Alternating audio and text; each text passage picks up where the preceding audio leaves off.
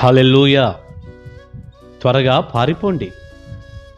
ఎక్కడికి పారిపోవాలి అయ్యగారు అంటారా? ఏదో మీరు చేశారు, ఒక తప్పు చేశారు, పారిపోండి, ఎవరో పట్టుకోవటానికి వస్తున్నారని అది కాదండి నేను చెప్పేది. మనుషులు ఎవరైనా మిమ్మల్ని పట్టుకోవటానికి వచ్చినా రాకపోయినా మీరు చేసే తప్పును బట్టి, మీరు చేసే పాపాన్ని బట్టి ఒక రోజున ఎంత గొప్ప శిక్ష ఉందో కదా. 1 కొరింథీ పత్రిక 6వ అధ్యాయం 18వ వచనంలో దేవుని వాక్యం అంటుంది, జారత్వానికి దూరంగా పారిపోండి అని.